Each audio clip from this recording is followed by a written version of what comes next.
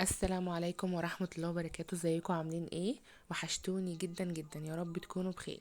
النهاردة بقى هعمل معاكم الزبادي في البيت.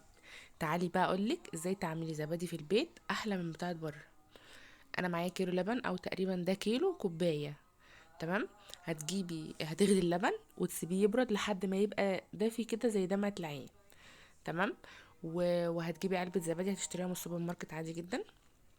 هتحطي لبن في الخلاط وتفرغي عليه علبة الزبادي. تمام. طبعا هتكوني مولعة الفرن وسايباه يسخن.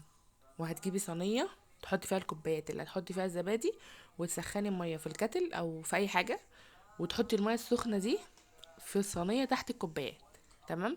وتفرغي عليه الزبادي على اللبن في الخلاط ونضربه. ممكن تحطي علبة الزبادي تفرغيها في الحلة يعني او في اللبانة، وتقلبيها بالمضرب. بس انا بحب الخلاط عشان بيخليها تبقى كريمي كده، وبيعمل فوم. الفوم ده بيخلي الزبادي تبقى كريمي. انا كده خلاص ضربت اللبن والزبادي. هفرغه بقى في الكوبايات. احنا الكوبايات دي عندنا مخصصينها للزبادي، ما بنشربش فيها شاي ولا حاجة، يعني مخصصينها للزبادي بس. بس هفرغ بقى معايا كل الكمية دي، هفرغها على قد الكوبايات دي. بصوا شايفين الفوم اللي طالع منه؟ بيخلي بقى الزبادي لما تيجي تاكليها كده تبقى كريمي وتبقى تحفة، احلى من بتاعه بره، وفي نفس الوقت صحية. عاملاها في البيت على ايدك، مفيش فيها مواد حافظة. احسن من بره بكتير، والطعم كمان.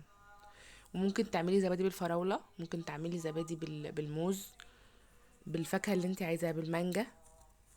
تضربي مثلا فراولتين مع لبن، بس احنا بنحبها سادة. او ممكن تقطعي قطع فراولة في الكوبايات من تحت. بصوا بقى انا كده جبت كوباية كمان. بس كده. كنت بسخن ميه على النار، وطبعا زي ما قلت لكم انا مولعه الفرن يدفى.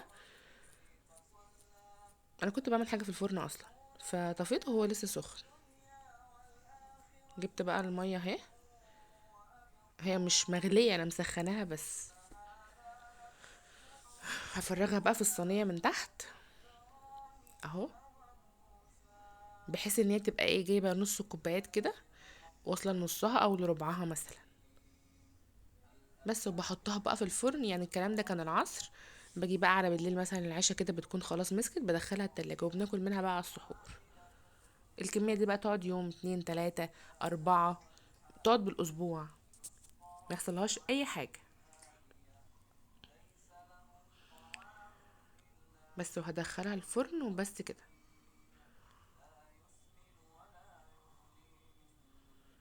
بصوا بقى، عايزه اوريكم الزبادي بعد ما عملتها اهي.